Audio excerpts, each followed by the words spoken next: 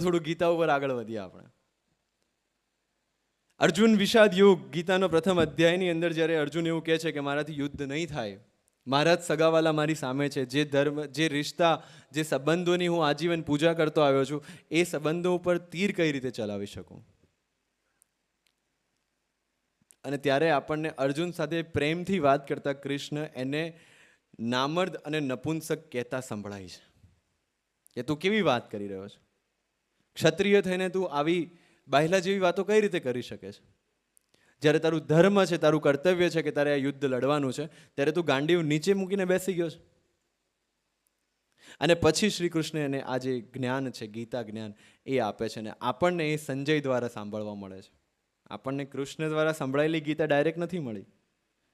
સંજયે જે ધૃતરાષ્ટ્રને સાંભળીને કીધેલી છે એ ગીતા મળી છે. એમાં પણ ભગવાને એક ફિલ્ટર રાખી દીધું છે. કારણ કે જે પરમ જ્ઞાન છે એ તો માત્ર ને માત્ર આત્મજ્ઞાનથી જ પ્રાપ્ત થાય, એવું ક્યાંક ને ક્યાંક ત્યાંથી પ્રતિપાદિત થાય છે. બાકી નરસિંહ મહેતા કે મીરા કે સુરદાસ કે કબીર એમને ક્યાંય જોયા હતા પીએચડી કરવા જતા? કે બહુ મોટી કોલેજમાંથી પીએચડી કરીને આવ્યા હોય? પણ એમણે જે વાતો કરી છે એ તત્વજ્ઞાનના ગહનમાં ગહન સિદ્ધાંતોને એમણે ખૂબ જ સારી રીતે અને સરળ રીતે મૂકી આપ્યા છે. એનું કારણ શું છે?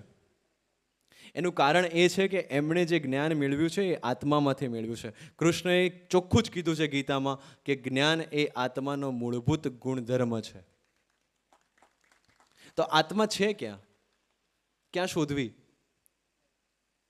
આ જે શરીર છે, જ્યારે પરમ બ્રહ્મના ભાગ થયા અને એ ભાગ થઈને પુરુષે પ્રકૃતિમાં નિવાસ કર્યો, એની જે ઘટના છે ત્યાંથી આ આખા બ્રહ્માંડના સર્જનની ઘટના શરૂ થાય છે.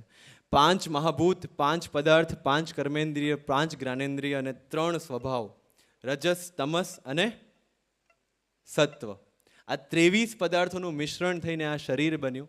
આ શરીરમાં ચેતના રૂપે પ્રકૃતિએ વાસ કર્યો અને ત્યારબાદ પરમ બ્રહ્મના ભાગ થઈને પુરુષે આની અંદર વાસ કર્યો અને ત્યારે આપણું આ શરીર જે છે એ હાલતું ચાલતું થયું. પણ થયું એવું કે એ પરમ બ્રહ્મના ભાગ થઈને જે પુરુષે આત્મા રૂપે શરીરમાં પ્રવેશ કર્યો અને શરીરમાં વાસ કર્યો અને ત્યારબાદ જે મોહમાયાની અંદર આત્મા જે છે એ પોતાનું મૂળ સ્વરૂપ ભૂલી ગઈ અને મૂળ સ્વરૂપ ભૂલીને એ આ જે સૃષ્ટિ છે, આ જે પ્રકૃતિ છે એને જ સત્ય માનવા લાગી. ત્યાંથી ધર્મ અને અધર્મના ભાગની શરૂઆત થઈ. અને ત્યારે અર્જુન પૂછે છે કે ધર્મ શું છે?